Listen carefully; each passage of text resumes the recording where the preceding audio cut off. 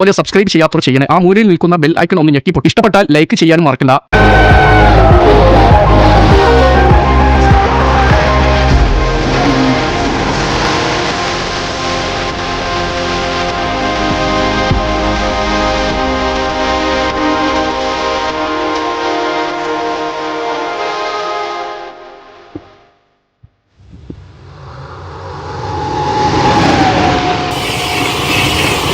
Indian railway 1853 ബ്രിട്ടീഷുകാരാണ് ഇന്ത്യയിൽ railway സംവിധാനം ആദ്യമായി കൊണ്ടുവന്നത്.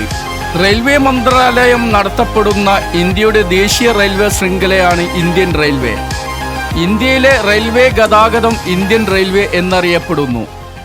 ലോകത്തിലെ തന്നെ ഏറ്റവും തിരക്കേറിയതും വിപുലവുമായ തീവണ്ടിപ്പാത ശൃംഖലകളിലൊന്നാണ് ഇന്ത്യൻ റെയിൽവേ. ഏകദേശം 5000 കോടി യാത്രക്കാരും 650 ദശലക്ഷം ടൺ ചരക്കും ഓരോ വർഷവും ഇന്ത്യൻ റെയിൽപാതകളിലൂടെ നീങ്ങുന്നുണ്ട്.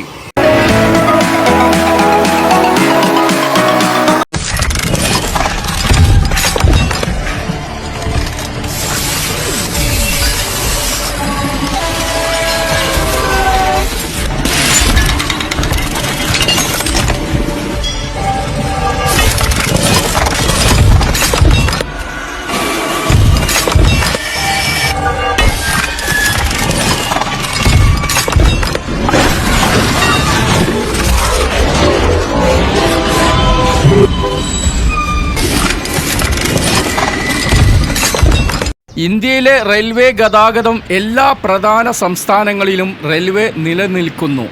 മാത്രമല്ല 16 ലക്ഷത്തിൽ കൂടുതൽ പേർക്ക് തൊഴിൽ നൽകുന്ന ഒരു സ്ഥാപനം കൂടിയാണ് ഇന്ത്യൻ റെയിൽവേ.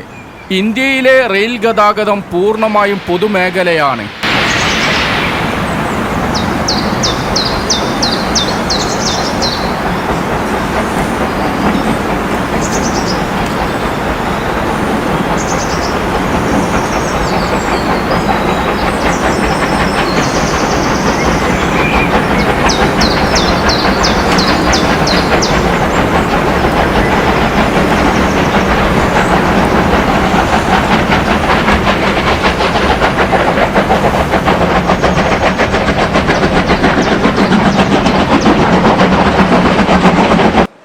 ഇന്ത്യൻ റെയിൽവേയിലെ മൊത്തം തീവണ്ടിപ്പാതയുടെ നീളം 63,940 കിലോമീറ്ററോളം വരും. കേന്ദ്ര റെയിൽവേ മന്ത്രി, ഉദ്യോഗസ്ഥ സമിതിയായ റെയിൽവേ ബോർഡ്, പ്രാദേശിക സോണുകൾ എന്നിവരാണ് ഇന്ത്യൻ റെയിൽവേ നിയന്ത്രിക്കുന്നത്. ഇന്ത്യക്കാരുടെ യാത്ര, സാമ്പത്തിക വികസനം, നഗരവൽക്കരണം, ചരക്ക് കടത്തൽ, ഗൃഹാതുരത, മാനുഷിക ബന്ധങ്ങൾ എന്നിവയിലെല്ലാം റെയിൽവേക്ക് പ്രാധാന്യമുണ്ട്.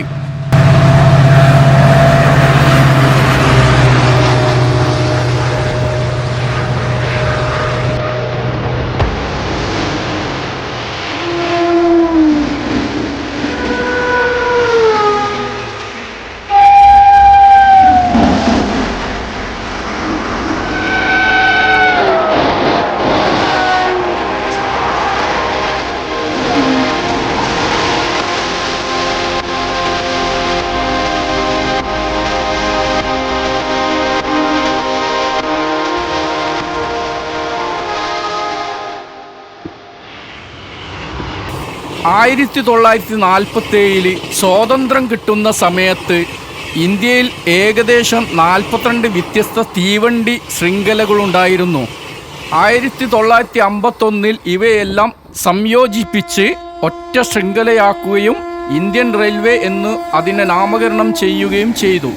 ഇതോടൊപ്പം നിലവിലുള്ള ഭരണ സംവിധാനങ്ങൾ പുനഃക്രമീകരിച്ച് ഇന്ത്യൻ റെയിൽവേയെ പ്രത്യേക സോണുകൾ അഥവാ മേഖലകൾ ആക്കി തിരിക്കുവാനുള്ള തീരുമാനവും ഉണ്ടായി. 1985 ആയപ്പോഴേക്കും ആവി എഞ്ചിനുകൾ പാടെ ഉപയോഗത്തിലില്ലാതായി. അതിനു പകരം ഡീസൽ ഇലക്ട്രിക് എഞ്ചിനുകൾ ഉപയോഗിച്ചു തുടങ്ങി. 1995 ആയപ്പോഴേക്കും റിസർവേഷൻ തുടങ്ങിയ ജോലികൾ പൂർണ്ണമായി കമ്പ്യൂട്ടർവൽക്കരിക്കപ്പെട്ടു. ഇനി നമുക്ക് കേരളത്തിലെ റെയിൽവേ സംവിധാനത്തെ പറ്റി സംസാരിക്കാം. കേരളത്തിൽ സ്ഥാപിക്കപ്പെട്ട ആദ്യത്തെ റെയിൽപാത ബേപ്പൂർ മുതൽ തിരൂർ വരെ 30.5 കിലോമീറ്റർ നീളത്തിൽ 1861 മാർച്ച് 12-ന് പ്രവർത്തനം തുടങ്ങി. തിരൂരിൽ നിന്നും കുറ്റിപ്പുറത്തേക്ക് ആ വർഷം മെയ് 1-നും കുറ്റിപ്പുറത്തു നിന്നും പട്ടാമ്പിയിലേക്ക് അടുത്ത വർഷം സെപ്റ്റംബർ 23-നും പട്ടാമ്പിയിൽ നിന്നും കോയമ്പത്തൂരിനടുത്തുള്ള പോത്തന്നൂരിലേക്ക് 1862 ഏപ്രിൽ 14-നും തീവണ്ടികൾ ഓടിത്തുടങ്ങി. അന്ന് സ്വകാര്യ കമ്പനിയായിരുന്ന മദ്രാസ് റെയിൽവേ കമ്പനി അതിൻ്റെ തെക്കു പടിഞ്ഞാറൻ ശൃംഖലയുടെ ഭാഗമായാണ് ഈ പണികൾ നടത്തിയത്. ബേപ്പൂർ മുതൽ മദിരാശി ഇന്നത്തെ ചെന്നൈ വരെയുള്ള റെയിൽപാത അന്നത്തെ മദിരാശി സംസ്ഥാനത്തിൻ്റെ 17 ജില്ലകളിൽ കൂടി കടന്നു പോയിരുന്നു. ആദ്യത്തെ റെയിൽപാതയിൽ ഓടിക്കാൻ എഞ്ചിനും കോച്ചുകളും ബേപ്പൂർ തുറമുഖത്ത് കടൽ വഴിയാണ് എത്തിച്ചത്. ഭരണകേന്ദ്രമായ കോഴിക്കോടിനെ റെയിൽപാതയുമായി ബന്ധപ്പെടുത്തുന്ന കാര്യം ഇത്തിരി വൈകിയാണ് അധികൃതർ ആലോചിച്ചത്. അതുകൊണ്ട് ഏതാണ്ട് 27 വർഷങ്ങൾക്ക് ശേഷം ബേപ്പൂർ കോഴിക്കോട് ലൈനും കോഴിക്കോട് റെയിൽവേ സ്റ്റേഷനും 1888 ജനുവരി 2-നാണ് തുറന്നത്. തുടർന്ന് പ്രായോഗികത നഷ്ടപ്പെട്ട ബേപ്പൂർ മുതൽ കടലുണ്ടിപ്പാലം വരെയുള്ള റെയിൽപാത 1.5 മൈൽ അക്കാലത്ത് തന്നെ ഉപേക്ഷിച്ചിരുന്നു. 1802-ൽ ഷൊർണൂർ എറണാകുളം റെയിൽപാത തുടങ്ങിയത് നാരോ ഗേജ് ആയിട്ടായിരുന്നു. 1930-35 കാലത്ത് ഇത് ബ്രോഡ് ഗേജ് ആക്കി കൊച്ചിയുമായി ബന്ധിപ്പിച്ചു. 20-ാം നൂറ്റാണ്ടിൻ്റെ ആദ്യ ദശകങ്ങളിൽ തന്നെ തേക്ക് കടത്താൻ ഷൊർണൂർ നിലമ്പൂർ റെയിൽപാതയും നിലവിൽ വന്നിരുന്നു. തിരുവിതാംകൂറിൽ കൊല്ലം ചെങ്കോട്ട റെയിൽപാത 1890-ൽ ആണ് പണി തുടങ്ങിയത്. 1904-ൽ ഈ പാതയിൽ വണ്ടികൾ ഓടിത്തുടങ്ങി. ഇത് തുടങ്ങിയത് മീറ്റർ ഗേജ് പാതയായിട്ടാണ്. പിന്നീട് 1931 നവംബർ 4-ന് തിരുവനന്തപുരം സ്റ്റേഷൻ വരെ ഈ പാത നിലവിൽ വന്നു. എറണാകുളം കോട്ടയം പാത 1956-ലും കോട്ടയം കൊല്ലം പാത 1958-ലും നിലവിൽ വന്നു. 1976-ൽ എറണാകുളം തിരുവനന്തപുരം റെയിൽപാത ബ്രോഡ് ഗേജ് ആക്കി മാറ്റി. എറണാകുളം ആലപ്പുഴ കായംകുളം പാത 1992-ൽ ആണ് യാഥാർത്ഥ്യമായത്. മദ്രാസ് എറണാകുളം പാത 1986-ൽ ഇരട്ടിപ്പിച്ചു. തൃശൂർ ഗുരുവായൂർ റെയിൽപാത 1994-ൽ ആണ് പണി തീർന്നത്. 2000-ഓടെ കായംകുളം തിരുവനന്തപുരം പാത ഇരട്ടിപ്പിച്ചു.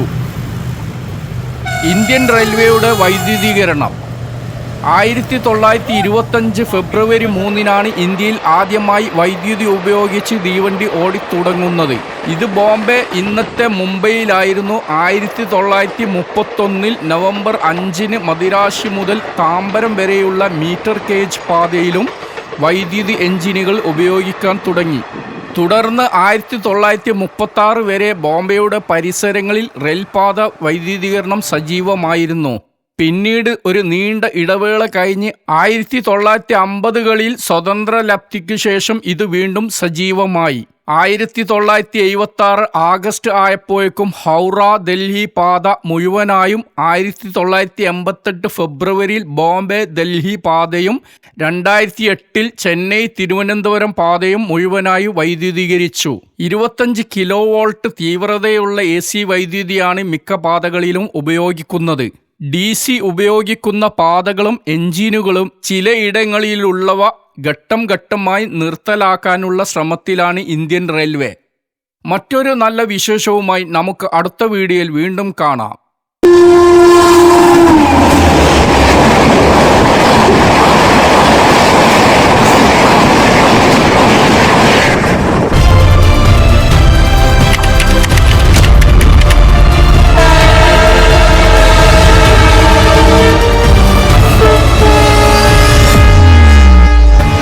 Histometer, journey through history.